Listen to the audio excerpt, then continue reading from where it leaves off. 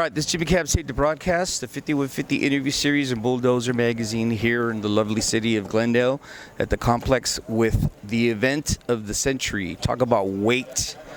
Bongzilla, Primitive Man, trapped within burning machinery. And there's one more band. I can't recall who it was. We're on tour with a band called Northless from Milwaukee. I'm here with Ethan of Primitive Man. How you doing? Good, man. How are you? This is really interesting about Primitive Man. You guys really encompass the old school trait of touring. You guys are fucking touring all the time, dude. Nothing wrong with that. That's actually what builds character and what really makes a live band top notch. But in this day and age, how do you deal with the whole touring aspect and the whole nightmare of touring? You know, man, you just kind of get out there and do it and just roll with the punches, man. It's like if you choose to do this, you know, you just have to go with what comes along with it, which is a lot of things, good and bad. It's a constant series of ups and downs. So the reason why I asked that is because Primitive Man is extremely heavy. Your shows are a monument of extreme heaviness where they physically, I don't know how you do it, every other night. How do you keep that energy on stage?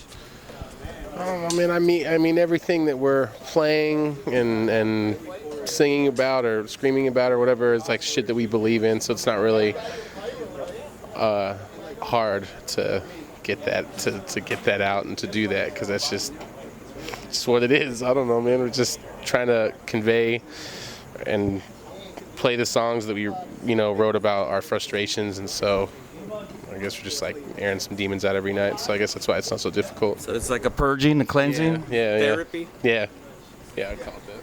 It's interesting for me when I listen to your record Scorn, and I've seen you in the past play live, as I described the heaviness, but what I really like the fact is that it doesn't become mundane. It doesn't become predictable.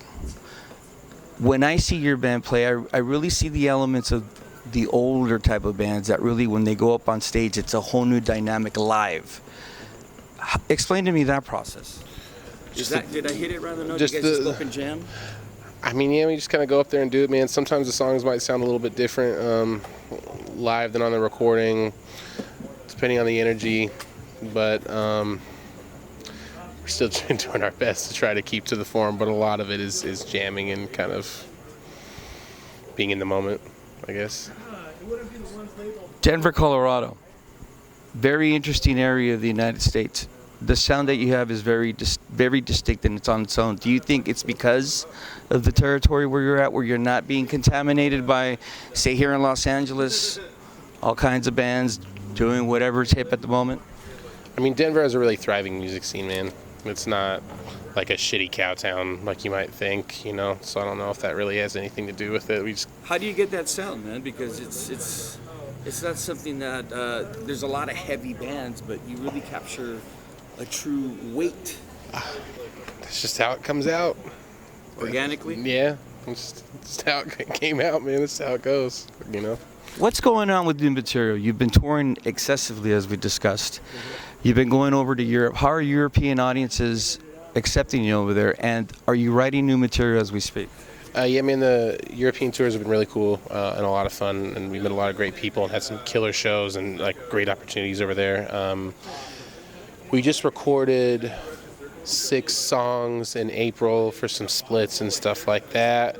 And then we have like a few skeletons of songs for a full length, you know. But because we've been out so steadily, you guys are hard workers. It's like we're gonna kind of write and record after all this touring is over. So on like August 24th is the last day of tour, and then we're not going to tour for like 7 months or something like that. You guys designated time off? Yeah. So we have time set aside to like write and try to record a new record, or at least get it written, you know.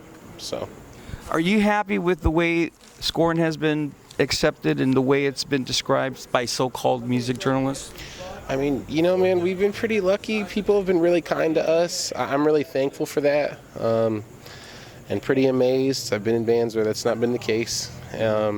So it's really cool. I don't know what to say about it. I'm just thankful that it's been received pretty well. I mean, not everybody likes it, but generally we've gotten a pretty warm reception. Does that come into play when you're writing new material? Because here you have a record that is being well spoken of, and now you're writing the material. Does it linger in the subconscious, or is that something you don't pay attention and you just take it to the next level? I mean, I've thought about it, but we're just gonna write how we write. We're just gonna what comes out. I'm not gonna be like, oh, is this as good as Scorn, or is this the same? I don't do that shit. We just do what feels right and what we think is good. And we always think that the newer stuff we write is better than the past anyway. You know what I mean? So it's just kind of right on. What is the process that goes through when you're writing Primitive Man material? I'll have a couple of riffs usually, and then or something laid out, and I'll bring it to practice and show it to Spy and John, and they'll kind of jam on it with me, and we'll kind of form it together, and then vocals and lyrics are last, like after the song is solidified. So how do you transfer that energy from the stage into a sterile environment like the studio and retain that power, that weight, that heaviness? Well, we've recorded with Dave Otero only, and I've been recording with him for many years. And the environment in Dave's studio is really cool and just good, so I guess because I've been there before and I feel comfortable there and comfortable with Dave and everything, it's like easy to go in there and to make things sound the way we want them to sound, and be able to capture the way that it was when we were playing it in the rehearsal room. You know what I mean? Yeah, organically. Yeah. It's like no, it's like a free stress zone. Yeah, man, I can't say enough nice things about Dave. It's just a jam with the button being pushed to record. Yeah. Right on, man. It's cool, man. Primitive Man's gonna be playing tonight with Bongzilla. Fuck, what an event that's gonna be. This building's gonna collapse. They're on tour. You're gonna be touring everywhere up until when again? August 22nd is our last show. Okay. So You'll be going into writing the material and going into the studio, so possibly 2016? I mean, we're definitely gonna write it. But we only have 7 months or so in between the next tour, so it's like I don't want to rush anything. I mean, it would be great if we could write and record it in that time, but at least try to get part of it written or all of it written if we can. So I don't know, we'll see. I don't know. In the meantime, we'll still feed off the Scorn. Primitive Man, thank you so much for taking the time to talk to me. Thanks, man.